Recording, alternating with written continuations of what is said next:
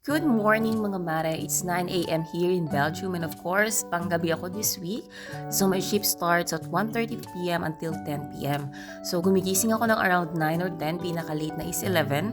Depende kung gaano ako kapagod. Kapag late shift nga ako ay kumakain ako ng heavy meal, breakfast, lunch, dinner together all in one. Pero sa work, around 6 p.m. kumakain ako ng snacks like apple or orange or banana, pero mostly kumakain ako ng orange to boost my immune system kasi it helps especially when it's cold. Medyo sakitin yung mga tao so kailangan ko ng vitamin C. Para kasi sa aming mga Pinoy na nakatira dito sa ibang bansa, bawal kami magkasakit or ayaw na ayaw namin magkasakit. Every morning talaga ay hindi mawawala sa akin yung coffee. Tapos hindi talaga mawala-wala sa isip ko yung parang dati lang hindi ko ma-afford talaga bumili ng Starbucks. Ni hindi nga ako marunong umorder sa Starbucks talaga sa Pilipinas. Kasi sa totoo lang wala akong pera. Tapos laking probinsya ako so of course sanay ako kung ano ang meron kami. Pero ngayon of course super thankful talaga ako kay Lord kasi feel ko talaga at ramdam na ramdam ko na nag-upgrade na talaga yung buhay ko dahil sa sipag at tiyaga na ginagawa ko simula nung bata ako. Hindi madali talaga as in, sinasabi ko sa inyo kasi merong mga taong pilit kayong ibababa. So if may plans kayo for the future, please sarilihin nyo na lang, ipagdasal nyo, and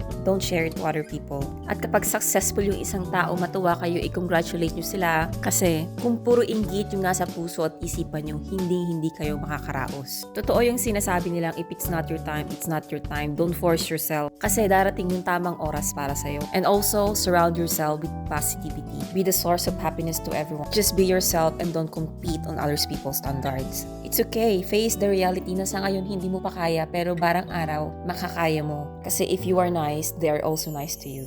For now, makontento kayo kung anong meron kayo sa buhay ninyo. But, of course, you have to work hard kasi para ma-feel ninyo sa sarili ninyo na habang tumatagal, habang nagtatrabaho kayo, habang nagsisikap kayo, may nararating kayo sa buhay. Ang sarap sa pakiramdam na umaangat ka pero wala kang inaapakang ibang tao. That one day, you're gonna proudly tell yourself you made it.